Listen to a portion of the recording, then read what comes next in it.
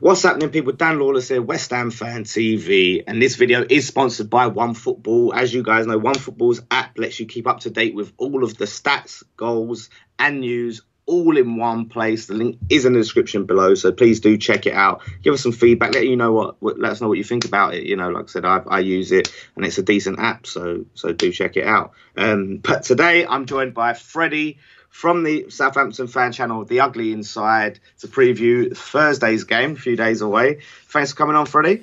No problem, mate. We gave Hasenhuttl our hearts for Christmas. Yeah, I mean, it was really, I don't know, like, part of me feels like, well, is it the right time to play Southampton or the wrong time? Because we was looking, it's like, okay, so Southampton, I think you had a stat of something, you hadn't got a win at home or something. And was it like that this season? You hadn't won at home until Arsenal? Yeah, so that's right. Yeah, Arsenal was our first home win since April of this year. Wow. So 2 home wins in this calendar year. See, that I'm actually glad you got it, because West Ham are the team that rocks up and breaks those cycles. You know, we're the teams that if you haven't had a goal in a long time or you haven't had a win in a long time, come and play West Ham.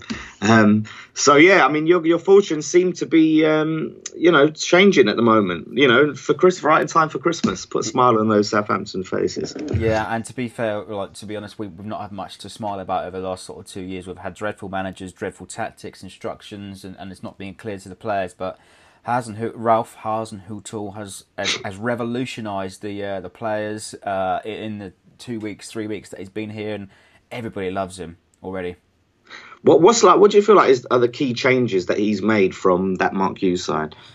So the main thing really is the intensity. So pressing hard at the pitch, really sort of going back to the Southampton way, I suppose, as well. He's also giving youngsters a chance, partly down to some circumstances. We've had a couple of key players that were injured, Bertrand and Cedric being out recently. So we're seeing a couple of youngsters in the squad. Obafemi scored his first senior goal for the club at the weekend. At Huddersfield as well. So yeah, the main thing really is the intensity, the pressing, and it's also clear instructions. And when we beat Arsenal, Ryan Bertrand actually came out publicly on Instagram and said, we've got a fantastic win, and all because of clear, concise instructions. So the finer details is what Ralph Hasenhuttl is really excelling in. Interesting. I mean, and you mentioned there, you guys like to press high up the pitch, and as I said on your preview, it's been a big weakness for us, and we saw that against Watford at the first half, so that could be worrying. Yeah, and the players are playing with positivity and belief. Actually, the belief is a key word that we're all sort of buying into. We're all believing now we can stay up. Two great performances in the last few weeks. Arsenal at home, nobody saw that coming. And then obviously the win at Huddersfield, 2 back-to-back wins for the first time since April 2017. So, overdue. If we manage to get a third one, then we're in fantasy. Wow, that's interesting, because until we went on our run, we hadn't had back-to-back wins since, I think it was January 2017, since Slaven Bilic was in charge. So very similar situations between the pair of us. So you guys might be in line for a 4 in the bounce. I hope not.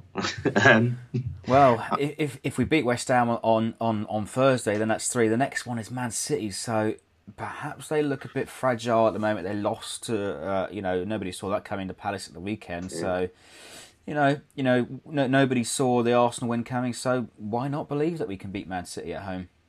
Yeah, I mean, like I said, Palace have really sort of exposed some of the weaknesses and shown that it can be done. So yeah, you guys might be in for it, but I'm just hoping that we put a stop to this run early for you guys. Who's the main sort of player that we need to watch out for?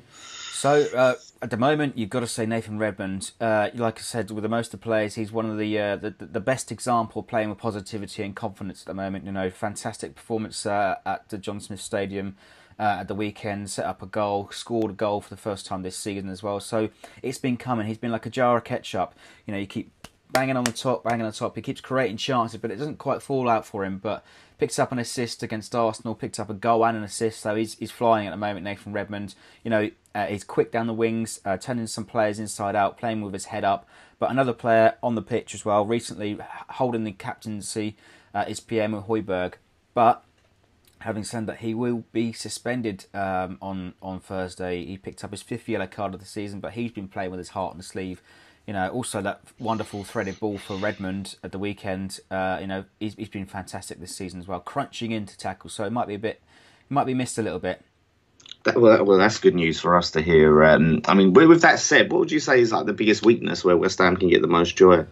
Well, historically, our defence, this season we've had so many. The games have been littered with errors, but you could say that the coach has come in and sort of tried to extinguish those. But we've got a slow back line, a huge giant in Vestergaard, awful sort of individual error leading to Cardiff's goal a couple of weeks ago, and historically Ishida's is error prone.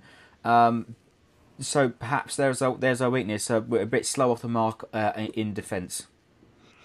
It's an interesting one with obviously you've got this new manager who seems to be, obviously you've just got 2 wins now, but he seems to be a positive change for you guys. If the board don't back him in the next 2 transfer windows, how do you think the fans will take that regardless of results? Do you feel like there'll be a huge sort of outpour of negativity if he's not backed with a decent transfer funds? So the outpouring of negativity, I think we've had a fair share over the last sort of 18 months or so. We spent quite a bit of money in the summer, tried to invest where we could, and on paper they look like good signings, but we haven't seen the best of them yet. So I think what Hasenhüttl's objective will be is trying to get the best of his current players. But he said publicly in one of his first conferences that the team is bloated. So if anything, we're going to see more outgoings and incomings. Of course, a few gossip threads suggesting that he's going to link up and place a few bids for his old Leipzig players. Upper Meccano is a sort of name on the lips. Big centre back, big bullish, strong, young, fast. So he could be coming in, and I think that's ultimately where we want to improve and add to the squad is in our defence. Nice. And what would you say sort of worries you about West Ham, or any players or anything in particular about West Ham that you think you're a bit sceptical about, a bit nervous about? I suppose you have to look at Felipe Anderson. Looked like a star player recently, isn't he? Sort of excelling in Arnautovic's absence. Perhaps if Arnautovic is fit enough, I don't think he will be. But of course, devastating up front. Arnautovic, he really winds up some players, doesn't he? So gets under the skin some of the defenders. But Felipe Anderson looks like a game changer. If he turns it on, then obviously we need to watch him quite closely. Yeah, and who knows, it maybe it's time to give Big Andy a start up there as well, see what he can do. We've got so many injuries, we'll take anything at the moment. But finally, if I could push you for a prediction, what would you go for? So we're feeling quietly confident now after 2 wins. The 3 goals against Arsenal, 3 goals against Huddersfield, and if we score 3 goals again at home, then we're in dream world to really sort of cap our Christmas. So I'm feeling confident for a home win, mate. 2-1. 2-1, going for the 2-1. Interesting. So, brilliant. Cheers, mate. Whoever's watching, let us know your predictions below. But tell the fans where they can find you and what you got going on. Yeah, so find us on YouTube, The Ugly Inside. We've got sort of fan reaction interviews. We've got a match build-up show, of course, with yourself, which is available now, which will be available to download as a podcast. So all our shows are available to download on the go, and find us on Facebook, Twitter, all the social pages. Yeah. Do check it out, because it's always good to see other actual fans' reactions. I've said this a lot. When you watch analysis of match of the day, and clubs like West Ham and Southampton, they don't really talk about that much. So if you want to see what the real fans think, then do go and check them out. So thanks a lot for coming on, Freddie. Hopefully, one of the lads will be able to catch up with you after the game, and hopefully we'll be smiling and you won't be, but you never know. In the Premier League, it's unpredictable. Cheers, mate. All the best, just not so much this week. Yeah, you too. Have a good Christmas. And everyone watching, have a great Christmas. Well, no, actually, am I posting this before Christmas or after? Well, have a good Christmas anyway, and Happy New Year. I don't care. Whenever it goes up.